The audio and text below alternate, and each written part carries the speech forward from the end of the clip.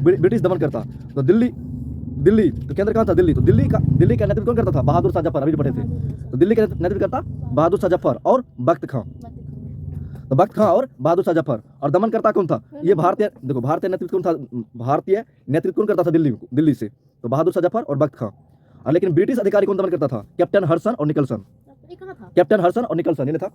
तो दिल्ली देखो, तो दिल्ली का नेतृत्व कौन करता था? भारतीय, तो बहादुर शाह जफर और बख्त खां, ठीक है। और मतलब ब्रिटिश अधिकारी कौन था? कैप्टन हडसन और निकलसन, कैप्टन हडसन और निकलसन। उसके बाद है कानपुर। तो कानपुर से भारतीय कौन नेतृत्व करता था? नाना साहेब। तो भारतीय कौन था नेतृत्व करता था? नाना साहेब। तो भारतीय जो था नाना साहेब था, लेकिन ब्रिटिश से कौन करता था नेतृत्व? कैंपबेल। ब्रिटिश से कैंपबेल। कानपुर से कौन था? नाना साहेब। कानपुर से नाना साहेब। और लेकिन ब्रिटिश से कौन? कैंपबेल। ब्रिटिश सरकार से कौन? कैंपबेल। तो कानपुर से कौन नेतृत्व करता था? भारतीय, नाना साहेब। लेकिन ब्रिटिश अधिकारी में कौन था? कैंपबेल। ब्रिटिश अधिकारी में कैंपबेल। और लखनऊ से कौन नेतृत्व करता था? मतलब भारतीय से बेगम हजरत महल अभी पढ़े थे।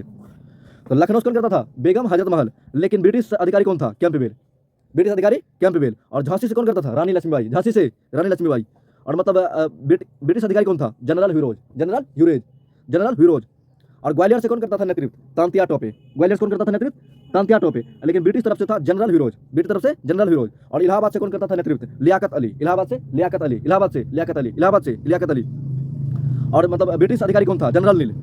ब्रिटिश अधिकारी जनरल नील। और जगदीशपुर का नेतृत्व कौन करता था? बाबू कुंवर सिंह। जगदीशपुर से बाबू कुंवर सिंह। लेकिन ब्रिटिश अधिकारी कौन था? विलियम टेलर और विंसेंट अय्यर। विलियम टेलर और विंसेंट। और फतेहपुर जो भारतीय कौन नेतृत्व करता था? फतेहपुर से तो अजीमुल्ला कौन करता था? अजीमुल्ला। लेकिन ब्रिटिश अधिकारी कौन था? तो रेनर्ड और सर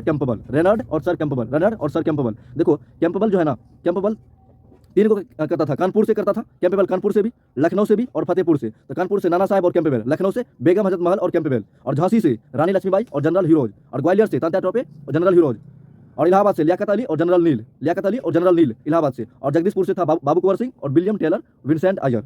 और फतेहपुर से अजीमुल्ला और रेनर्ड सर कैंपबेल। तो फतेहपुर से अजीमुल्ला, रेनर्ड और सर कैंपबेल। तो ये कुछ इतिहासकार है, इसके बारे में सुनो।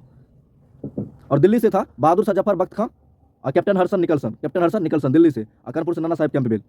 अब यहाँ पे है 1857 के विद्रोह के बारे में इतिहासकार के मत। किस विद्रोह का क्या इतिहासकार था? जो अभी पढ़ रहे थे तुम्हारे बुक से, वही चीज़ यहाँ पे देखो, पूरा सेम मिल गया, ध्यान सुनो। तो एक संस्थापित सरकार के विरुद्ध भारतीय सेना का विद्रोह। तो सर जॉन लॉरेंस, तो मतलब सर जॉन लॉरेंस ये इसका कहना क्या था? एक स्थापित सरकार के विरुद्ध भारतीय सेना का विद्रोह। तो एक स्थापित सरकार के विरुद्ध भारतीय सेना का विद्रोह, ये कौन बोला था? सर जॉन लॉरेंस और सर जॉन सीले बोला था। सर जॉन लॉरेंस और सर जॉन सीले क्या बोला था? एक स्थापित सरकार के विरुद्ध भारतीय सेना का विद्रोह, ठीक है। ये कौन बोला था? सर जॉन लॉरेंस और सर जॉन सीले।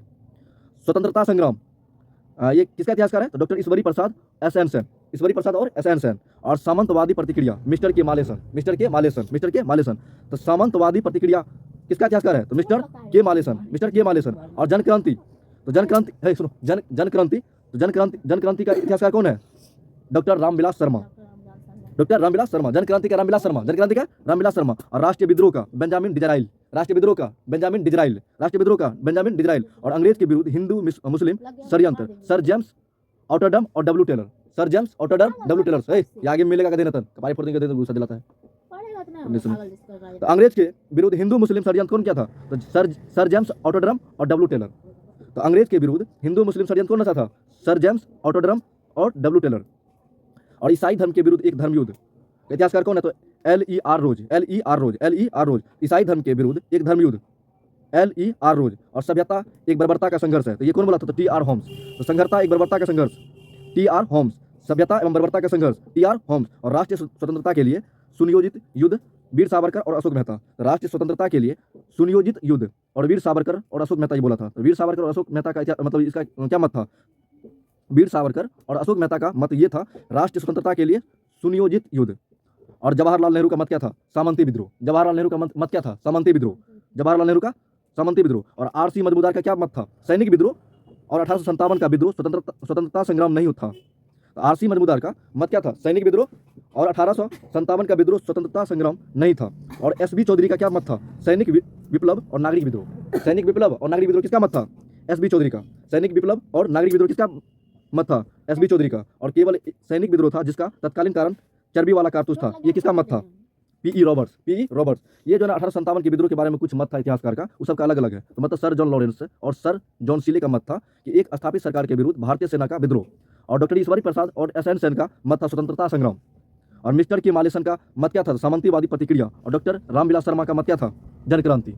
ठीक है, जन क्रांति। और बेंजामिन डिजराइल का मत क्या था, राष्ट्रीय विद्रोही।